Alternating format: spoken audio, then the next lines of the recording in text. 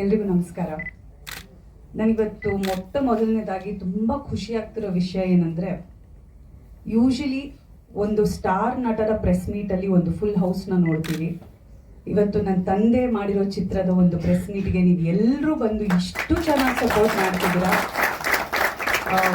Thank you very much. ನಾನು ಮನಸ್ಫೂರ್ತಿಯಾಗಿ ಪ್ರತಿಯೊಬ್ಬರಿಗೂ ಥ್ಯಾಂಕ್ಸ್ ಹೇಳಕ್ಕೆ ಇಷ್ಟಪಡ್ತೀನಿ. ಯಾಕಂದರೆ ನಾವು ಪ್ರತಿ ಸತಿ ಒಂದು ಪ್ರೆಸ್ ಮೀಟಿಗೆ ಹೋಗಬೇಕಾದ್ರೆ ಯಾರಾದರೂ ಒಂದು ವೆಟರನ್ ಆ್ಯಕ್ಟರ್ ಒಂದು ಸಿನಿಮಾ ಮಾಡಿದ್ದಾರೆ ಅಂದಾಗ ಕೆಲವು ಸತಿ ಮಾಧ್ಯಮದವ್ರು ಅಲ್ಲಿ ಬರಲ್ಲ ಅನ್ನೋ ಒಂದು ಕೆಲವು ಕಂಪ್ಲೇಂಟ್ಸ್ ಬಂದಿರೋದನ್ನ ನಾನು ಕೇಳಿದ್ದೀನಿ, ಕೆಲವು ಕಡೆ ನೋಡಿದ್ದೀನಿ. ಬಟ್ ಇವತ್ತು ನೀವು ಎಲ್ಲರೂ ಒಟ್ಟುಗೂಡಿ ಅಪ್ಪನಿಗೆ ಒಂದು ಬಿಗ್ಗೆಸ್ಟ್ ಸಪೋರ್ಟ್ ಸಿಸ್ಟಮ್ ಆಗಿ ನಿಂತಿದ್ದೀರಾ. ಥ್ಯಾಂಕ್ ಯು ಸೋ ಮಚ್ ಪ್ರತಿಯೊಬ್ಬರಿಗೂ. ಇಲ್ಲಿ ಭಾಳಷ್ಟು ಹಿರಿಯರಿದ್ದಾರೆ, ಮಾಧ್ಯಮದವರು, ಹೊಸಬ್ರಿದ್ದಾರೆ, ನೀವೆಲ್ಲರೂ ಸೇರಿ ಬಂದಿದ್ದೀರಾ. ಮತ್ತೊಮ್ಮೆ ಥ್ಯಾಂಕ್ ಯು. ಅಪ್ಪನ ಬಗ್ಗೆ ಹೇಳಬೇಕಂದ್ರೆ, ಅವರು ಬೇಸಿಕಲಿ ಬಂದಿರೋದು ರಂಗಭೂಮಿಯಿಂದ. ಸೊ ರಂಗಭೂಮಿ ಅಂದಿದ ತಕ್ಷಣ ಅಲ್ಲಿ ವ್ಯವಹಾರ ಇರಲ್ಲ, ಯಾವತ್ತಿದ್ರೂ ಬರೀ ನಟನೆಗೆ, ಕ್ರಿಯೇಟಿವಿಟಿಗೆ, ಮತ್ತು ಹೆಚ್ಚಾಗಿ ನಾವು ಮನಸ್ಸಿಂದಾನೇ ಯೋಚನೆ ಮಾಡೋದು, ತುಂಬ ಬುದ್ಧಿ ಉಪಯೋಗಿಸಲ್ಲ ಅಲ್ಲಿ. We are always thinking about art and things related to art. ನಮ್ಮ ತಂದೆ ಅದೇ ಬ್ಯಾಕ್ಗ್ರೌಂಡಿಂದ ಬಂದಿರೋದ್ರಿಂದ ಅವ್ರು ಯಾವತ್ತೂ ಸಿನಿಮಾ ಬಗ್ಗೆ ಆಗಿರ್ಬೋದು, ಅವರ ಪಾತ್ರಗಳ ಬಗ್ಗೆ ಆಗಿರ್ಬೋದು, ವ್ಯಾವಹಾರಿಕವಾಗಿ ಯೋಚನೆ ಮಾಡಿದ್ದೇ ಇಲ್ಲ, ಇವತ್ತಿಗೂ ಮಾಡ್ತಿಲ್ಲ. ಅದೇ ಇರಬೇಕು, ಆ ಒಂದು ಕಾರಣನೇ ಅವ್ರನ್ನ ಇಷ್ಟು ದೂರ ಕರ್ಕೊಂಡ್ಬಂದಿರೋದು ಸಿನಿಮಾ ರಂಗದಲ್ಲಿ, ಎಸ್ಪೆಷಲಿ ಕನ್ನಡ ಚಿತ್ರರಂಗದಲ್ಲಿ. ನಾನು ಅಪ್ಪ ಇವಾಗ ತಾನೇ ಕಾರಲ್ಲಿ ಕೂತ್ಕೊಂಡು ಮಾತಾಡ್ತಿದ್ದೆ, ಅವಾಗ ಆಸ್ ಯೂಶುವಲ್ ಧ್ರುವ ರೇಗ್ಸಕ್ಕೆ ಸ್ಟಾರ್ಟ್ ಮಾಡಿದ್ರು. ಸೊ ಆ ಟೈಮಲ್ಲಿ ಯಾವ್ಯಾವ ಸಿನಿಮಾ ಅನ್ನೋದ್ರ ಬಗ್ಗೆ ಎಲ್ಲ ಮಾತಾಡಬೇಕಾದ್ರೆ ಅಪ್ಪಗೆ ಹೇಳಿದ್ರು, ಲಿಫ್ಟ್ ಮ್ಯಾನ್ ಬಂದು ನನ್ನ 200ನೇ ಸಿನಿಮಾ ಆಗಿತ್ತು ಅಂತ. ನಾನು ಇದು 250 ಸಿನಿಮಾ ಅಂದರೆ ನೀನೊಂದು 3-4 ವರ್ಷದಲ್ಲಿ 50 ಫಿಲ್ಮ್ಸ್ ಮುಗಿಸ್ಬಿಟ್ಯಾ ಅಂತ. 10 ವರ್ಷದಲ್ಲಿ 50 ಸಿನಿಮಾ ಮುಗಿಸ್ಬಿಟ್ಯಾ? ಯಾವ ಗ್ಯಾಪಲ್ಲಪ್ಪ, ನಾವೆಲ್ಲ ಒಂದೇ ಮನೇಲಿ ತಾನೇ ಇದ್ದೀವಿ, ನೀನು ಯಾವಾಗ ಶೂಟಿಂಗ್ ಹೋದೆ, ನೀನು ಯಾವ ಸಿನಿಮಾ ಮಾಡಿದೆ ನನಗೆ ಗೊತ್ತೇ ಆಗಲಿಲ್ಲ ಅಂತ. ಅಂದರೆ ಅವರು ಅಷ್ಟು ಏನಂತಾರ, ಈ so passionate about films and film making. And ಅವ್ರಿಗೆ ಪ್ರತಿದಿನ ಕೆಲಸ ಮಾಡಬೇಕು ಅಂತ ಆಸೆ, ಪ್ರತಿದಿನ ಸೆಟ್ಟಿಗೆ ಹೋಗಬೇಕು ಅಂತ ಆಸೆ. ಅವ್ರಿಗೆ ಕೆಲಸ ಇಲ್ಲದಾಗ ನನ್ನ ಜೊತೆ ಬಂದಿರ್ತಾರೆ ಸೆಟ್ಟಲ್ಲಿ ಕೂತ್ಕೊಳ್ಳೋಕ್ಕೆ ಸುಮ್ಮನೆ. ಸೊ ಅಷ್ಟು ಅವ್ರಿಗೆ ಸಿನಿಮಾ ಅಂದರೆ ಹುಚ್ಚು. ಅದು ಪ್ರಾಬಬ್ಲಿ ಎಲ್ಲೋ ಪಬ್ಲಿಕ್ಗೆ ಅಷ್ಟು ಗೊತ್ತಾಗಿಲ್ಲ ಅನ್ಸುತ್ತೆ, ಯಾಕಂದ್ರೆ ಅವ್ರು ಯಾವತ್ತೂ ಅದನ್ನು ಒಂಥರ ಪಬ್ಲಿಸೈಸ್ ಮಾಡ್ಕೊಳ್ಳೋದಾಗಿರಲಿ, ಅದನ್ನು ಒಂದು ಸೆಲ್ಫ್ ಪ್ರೊಕ್ಲೇಮ್ ಮಾಡ್ಕೊಳ್ಳೋದಾಗಿದ್ದು ಇಷ್ಟು ವರ್ಷ ಮಾಡೇ ಇಲ್ಲ ಅವರು.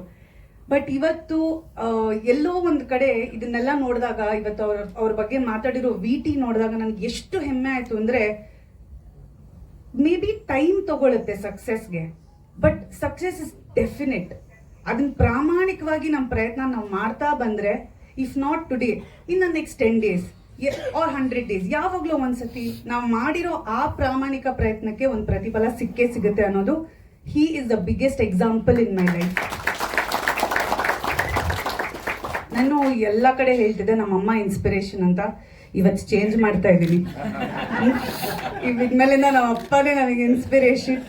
ಯಾಕಂದರೆ ಆ್ಯಸ್ ಅನ್ ಆ್ಯಕ್ಟ್ರೆಸ್ ನನಗೆ ಏನು ಅನ್ಸುತ್ತೆ, ಯಾವಾಗಲೂ ನಾನು ಹೀರೋಯಿನ್ ಆಗೇ ಇರಬೇಕು, ಯಾವಾಗಲೂ ನಾನು ಏನಂತಾರೆ ಯಂಗ್ ರೋಲ್ಸ್ ಮಾಡ್ತಿರ್ಬೇಕು, ಯಾವಾಗಲೂ ಲೀಡ್ ಆ್ಯಕ್ಟ್ರೆಸ್ ಆಗಿರಬೇಕು ಅಂತ. ಬಟ್ ನಮ್ಮ ಅಪ್ಪ ಇವತ್ತು ಏನು ಹೇಳ್ಕೊಟ್ಟಿದ್ದಾರೆ ಗೊತ್ತಾ, ನೀನು ಪೋಷಕ ನಟಿ ಆಗ್ಬೋದು, ನೀನು ಯಾವುದೋ ಒಂದು ಸಣ್ಣ ಪಾತ್ರ ಮಾಡ್ಬೋದು, ಒಂದು ದೊಡ್ಡ ಸಿನಿಮಾಲಿ ಒಂದು ಸಣ್ಣ ಪಾತ್ರ ಮಾಡಿರ್ಬೋದು, ಅಥವಾ ಒಂದು ಸಣ್ಣ ಸಿನಿಮಾಲಿ ಒಂದು ದೊಡ್ಡ ಪಾತ್ರ ಮಾಡಿರ್ಬೋದು, ಬಟ್ ನೀನು ಪಾತ್ರಗಳು ಮಾಡ್ತಾ ಹೋಗಬೇಕು.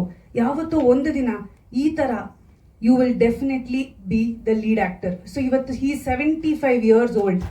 ಅವರು ಸಿನಿಮಾ ರಂಗಕ್ಕೆ ಬಂದು 50 ವರ್ಷ ಆಯ್ತು. 50 ವರ್ಷದ ನಂತರ ಇವತ್ತು ಚಲನಚಿತ್ರದಲ್ಲಿ ಅವರು he is the hero of his film. And that for me is achievement. So ಈ ಅಚೀವ್ಮೆಂಟ್ ನಾನು ಕೂಡ ಯಾವತ್ತೋ ನನ್ನ ಲೈಫಲ್ಲಿ ನಾನು ಮಾಡ್ತೀನಿ ಅಂತ ನನಗೆ ಒಂದು ಆಸೆ ಇದೆ. But yeah, I mean it's a very emotional moment, happy moment. And ನಾನು ಚಾರ್ಜ್ ಶೀಟ್ ಬಗ್ಗೆ, ಸಿನಿಮಾ ಬಗ್ಗೆ ಹೇಳಬೇಕು ಅಂದರೆ, ನಮ್ಮ ಮನೇಲಿ ಕೂತ್ಕೊಂಡು ಚರ್ಚೆ ಮಾಡ್ತಿದ್ವಿ. ನಮ್ಮ ಕಾಂತ ಕಾನಲಿ ಅಂತ ಡೈರೆಕ್ಟರು ಅವ್ರೊಂದು ಕತೆ ತೊಗೊಂಬಂದಿದ್ರು ನನಗೋಸ್ಕರ. ಅದ್ರ ಬಗ್ಗೆ ಚರ್ಚೆ ಮಾಡಬೇಕಾದ್ರೆ ಅಪ್ಪ ಬಂದರು. ಅವ್ರಿಗೆ ಇದೇ ಥರ ಈ ಮಧ್ಯದಲ್ಲಿ ಬಂದು ಒಂದು ಸ್ವಲ್ಪ ನಂದೇಲಿಟಿ ನಾರಾಯಣ ಅಂತ ಅವ್ರದ್ದು ಏನೋ ಒಂದು ಕತೆ ಹೇಳಕ್ಕೆ ಬರ್ತಾರೆ. ಸೊ ನಾನೊಂದು ಸಿನಿಮಾ ಕತೆ ಹೇಳ್ತೀನಿ, ಕೇಳಿಸ್ಕೊಳ್ಳಿ ಅಂದರು. ಹಾಂ ಸರಿ, ಓಕೆ, ಇದು ಅಪ್ಪ ಮಗಳ ಕತೆ, ಇದು SK ಉಮೇಶ್ ಅವ್ರದ್ದು, ಅದೆಲ್ಲ ಒಂದು ಬ್ಯಾಕ್ಗ್ರೌಂಡ್ ಕೊಟ್ಟಾದ್ಮೇಲೆ ಈ ಸ್ಟಾರ್ಟೆಡ್ ನರೇಟಿಂಗ್ ದ ಸ್ಟೋರಿ. ನಾವು ಡಿಸ್ಕಸ್ ಮಾಡಬೇಕಾಗಿರೋ ಸ್ಟೋರಿ ಬಿಟ್ಬಿಟ್ವಿ. ನಾವು ಕೂತ್ಕೊಂಡು ಫುಲ್ಲು ಕೇಳಿಸ್ಕೊಂಡು ಎಲ್ಲ ಆದ್ಮೇಲೆ ಅಪ್ಪ ಈ ಕತೆ ಸಖತ್ತಾಗಿದೆ ಅಪ್ಪ, ನಾನು ಇದನ್ನ ಮಾಡ್ಬೇಕು ನಿಮ್ ಜೊತೆ ಅಂದ ತಕ್ಷಣ ನಗಕ್ ಶುರು ಮಾಡಿದ್ರು. ಏನಕ್ಕೆ ನಗ್ತಿದ್ಯಪ್ಪ ಅಂದ್ರೆ, ಈ ಸಿನಿಮಾ ಶೂಟಿಂಗ್ ಮಾಡಿ ಆಯ್ತು, ಮುಗಿಸಿ ಆಯ್ತು, ನೆಕ್ಸ್ಟ್ ನೀನೇ ಬರ್ಬೇಕಾದ್ರೆ ಆಡಿಯೋ ಲಾಂಚ್ಗೆ ಅಂದ್ರು. ಸೊ ಈ ತರ ಸೈಲೆಂಟ್ ಆಗಿ ಒಳ್ಳೊಳ್ಳೆ ಸಿನಿಮಾಗಳನ್ನ ಮಾಡ್ತಾ ನಿಮ್ ಮುಂದೆ ತರ್ತಿದ್ದಾರೆ. So I am very proud. ಇವತ್ತು ಎಲ್ಲರೂ ಹೇಳ್ತಾರೆ ಅಂದ್ರೆ ಯಂಗ್ಸ್ಟರ್ಸ್ಗೆ ಇರೋ ಒಂದು ಮೈಲೇಜ್ ಇವತ್ತು ಒಂದು ವೆಟರನ್ ಆಕ್ಟರ್ಗೆ ನೀವು ಎಲ್ಲರೂ ಕೊಡಬೇಕು ಅಂತ ನಾನು ಕೇಳ್ಕೊತೀನಿ. Because he is ready to work. ಎಷ್ಟೋ ಜನ 40ನೇ ವಯಸ್ಸಿಗೆ 50ನೇ ವಯಸ್ಸಿಗೆ ರಿಟೈರ್ಮೆಂಟ್ ತಗೋತಾರೆ. ಅವರು ರಿಟೈರ್ಮೆಂಟ್ ತಗೊಳ್ಳಲ್ಲ ಅಂತ ಡಿಸೈಡ್ ಮಾಡಿಬಿಟ್ಟಿದ್ದಾರೆ. ಸೊ ನಿಮ್ ಎಲ್ಲರ ಬೆಂಬಲ ಬೇಕು. ಅವರ ಈ ಸಿನಿಮಾನ ನೀವು ಪ್ರತಿಯೊಬ್ಬರ ಮನೆವರೆಗೂ ತಲುಪಿಸ್ಬೇಕು. ಸಿನಿಮಾನ ಬಂದು ಕನ್ನಡಿಗರು, ಬೇರೆ ಭಾಷೆಯವರು ಎಲ್ಲರೂ ಬಂದು ಸಿನಿಮಾನ ಥಿಯೇಟ್ರಲ್ಲಿ ನೋಡಬೇಕು. ಅವ್ರನ್ನ ನಂಬಿ ಬಂಡವಾಳ ಹಾಕಿರೋ ಪ್ರೊಡ್ಯೂಸರ್ಸ್ಗೆ ಲಾಭ ಆಗಬೇಕು. ಕನ್ನಡ ಚಿತ್ರರಂಗಕ್ಕೆ ಇಂಥ ಒಂದು ನಟ ಇದ್ದಾರೆ, ಒಳ್ಳೆ ಪ್ರೊಡ್ಯೂಸರ್ಸ್ ಇದ್ದಾರೆ, ಇಂಥ ನಟನ ಮೇಲೆ ನಂಬಿಕೆ ಇಟ್ಟು ಸಿನಿಮಾ ಮಾಡಿರುವಂಥ ಒಂದು ಅದ್ಭುತವಾದ ಡೈರೆಕ್ಟರ್ ವೆಂಕಟ್ ಭಾರದ್ವಾಜ್ ಅವರು ಆಕ್ಚುಲಿ ಒಂದು 15-20 ಸಿನಿಮಾ ಮಾಡಿದ್ದಾರೆ. ಎಂಥ ಒಳ್ಳೊಳ್ಳೆ ಸಿನಿಮಾಗಳು ಮಾಡಿದ್ದಾರೆ ಅಂದರೆ it needs audience.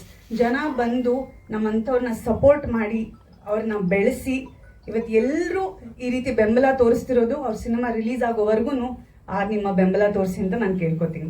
Thank you so much. So happy father's day ಬಾ.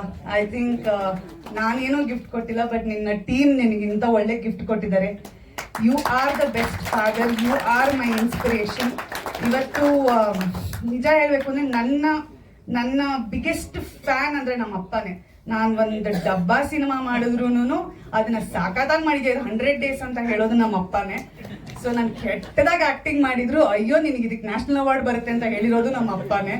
ಸೊ ಇವತ್ತು ನನ್ನ ಎಲ್ಲ ಫಾಲ್ಟ್ಸ್ನ ಅವರು ಪಾಸಿಟಿವ್ ಆಗಿ ತಗೊಂಡು ನನ್ನನ್ನು ಯಾವತ್ತೂ ಏನಂತಾರೆ, ನನ್ನನ್ನು he's never put me down. He's always lifted me, carried me with love, shown me what life is.